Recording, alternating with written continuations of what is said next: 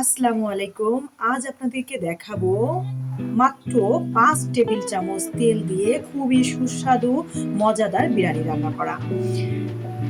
আমি একটি কড়াই নিয়ে নিব এবং মেপে রেখেছিলাম ৫ টেবিল চামচ তেল। তেলটা দিয়ে দিব কড়াইয়ের মধ্যে। আমি কেটে রেখেছিলাম ৮টি পেঁয়াজ। পেঁয়াজ ৮টি কড়াইয়ের মধ্যে অ্যাড করব এবং অনবরত একটি খুন্তি দিয়ে নাড়াতে থাকবো। খেয়াল রাখবো কোনোভাবে পেঁয়াজটি পুড়ে না যায়। একটি পাত্রে আমি ২টি রসুন ছেলে রেখেছিলাম। রসুন ২টি পেঁয়াজের মধ্যে অ্যাড করতে হবে, আস্তা রসুন। এখানে যেহেতু বিরিয়ানি রান্না করব, এখানে রসুনগুলো বেটে না দিলেও রসুনগুলো গলে যাবে এবং স্বাদ ভালো হবে। দিয়ে দিয়েছি ২ টেবিল চামচ আদা। একটি বিরিয়ানি রাঁধুনি মশলা পুরো প্যাকেট অ্যাড করব। ১ টেবিল চামচ লবণ, লবণটা পরিমাণ মতো। এখানে আপনারা দেখতে পাচ্ছেন তেল যেহেতু কম, মশলাটা বেশি কষানো যাবে না, তাহলে পুড়ে যাবে। এখানে আমাদের ১ কাপ পরিমাণের পানি দিয়ে দিতে হবে এবং পানির মধ্যে মশলাটা ভালো করে কষিয়ে নিতে হবে। মশলাটা যত বেশি কষানো হবে রান্নাটা তত বেশি স্বাদ হবে। সেক্ষেত্রে আমরা পানি দিয়ে মশলাটা ভালো করে কষিয়ে নিব। রেখেছিলাম গরুর মাংস, কেটে ধুয়ে পরিষ্কার করে রেখেছিলাম। এটি মশলার মধ্যে অ্যাড করতে হবে এবং সুন্দর করে খুন্তির মাধ্যমে মশলার মধ্যে নাড়াচাড়া করে মাখায় দিতে হবে। এমনভাবে অ্যাড করতে হবে যাতে করে মশলাগুলা মাংসের মধ্যে ভালো করে ঢেকে যায়, ভালো করে মিলে যায়। এরপরে ঢেকে রাখতে হবে এবং আধা ঘন্টা পরে আবার ফিরে এসে মাংসটা ভালো করে নাড়াচাড়া করে দিতে হবে। মাঝে মাঝেই দেখতে হবে নিচে পুড়ে গেছে কিনা। যেহেতু নিচে একটু লেগে আসছে, আবারও আমি ১ কাপ পরিমাণের পানি দিয়ে দিব। পানি দিয়ে আবারও ঢেকে দিব। সিদ্ধ না হওয়া পর্যন্ত আমি মাংসটা রান্না করব।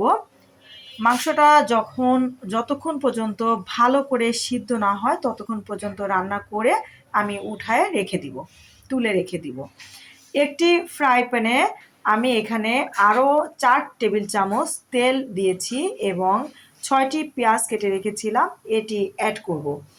এখানে তেল সব জায়গায় খুবই কম ব্যবহার করা হয়েছে, কারণ তেল স্বাস্থ্যের জন্য খুবই ক্ষতিকর।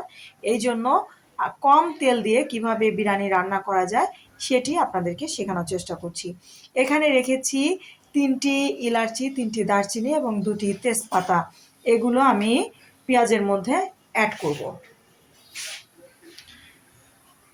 মাঝে মাঝে নাড়াচাড়া করতে হবে, খেয়াল রাখতে হবে পুড়ে না যায়। এবং চাল ধুয়ে ঝরানো দিয়ে রেখেছিলাম, চালগুলো পেঁয়াজের মধ্যে দিয়ে ভালো করে ভেজে নিব। চালটা যখন ভালো করে ভাজা হয়ে যাবে, হালকা লালচে হয়ে যাবে, সে পর্যায়ে আমি পানি দিয়ে দিব। এখানে ২ কাপ চাল নিয়েছিলাম, ৪ কাপ পানি দিয়ে দিব। এটা খেয়াল রাখতে হবে, ২ কাপ চালের জন্য ৪ কাপ পানি, এটা খেয়াল রাখতে হবে। এটা মাপ মতো দিলে আপনার বিরিয়ানিটা খুবই ঝরঝরো হবে এবং খুবই সুন্দর হবে। দিয়ে দিলাম ১ টেবিল চামচ আদা, ১ টেবিল চামচ রসুন এবং ১ টেবিল চামচ লবণ। আমি আলু ভেজে রেখেছিলাম, তেলের মধ্যে আলুটা ভেজে রেখেছিলাম, আলুটা এর মধ্যে অ্যাড করব এবং এটি ঢেকে রেখে আধা ঘন্টা পরে চলে আসব। দেখব যে আধা ঘন্টা পরে পানিটা একদম টেনে গেছে এবং চালটা সিদ্ধ হয়ে গেছে, পোলাও চালটা সিদ্ধ হয়ে গেছে। এ পর্যায়ে আমি চালটা ফাঁকা করে যে গোশটা রান্না করে রেখেছিলাম বিরিয়ানির মশলা দিয়ে, গোশটা পুরোপুরি ঢেলে দিব। সুন্দর করে মিক্সড করতে হবে এখানে, যাতে করে প্রত্যেকটা চালের সাথে ভালো করে মাংসটা মশলার সাথে মিক্সড হয়। হ্যাঁ, তাহলেই বিরিয়ানিটা অনেক টেস্টি হবে, সুস্বাদু হবে। ভালো করে মিক্সড করার পরে আবার ঢেকে রাখতে হবে। উপরে ছিটিয়ে দিতে হবে ৬টি কাঁচামরিচ এবং সামান্য চিনি। এটা স্বাদের জন্য সামান্য চিনি দিতে হবে, একটু বিরিয়ানির সেন্ট 1 টেবিল চামচ বিরিয়ানির সেন্ট দিয়ে দিতে হবে এবং সুন্দর করে এটা আবারও মিক্সড করতে হবে। খুব সুন্দর করে মিলায় দিতে হবে যাতে করে বিরিয়ানিটা খুবই মিলে যায় এবং স্বাদটা গন্ধটা সব জায়গায় ছড়িয়ে যায়। এ পর্যায়ে আপনি দেখতে পাচ্ছেন বিরিয়ানি রান্নাটা একেবারেই কমপ্লিট হয়ে গেছে।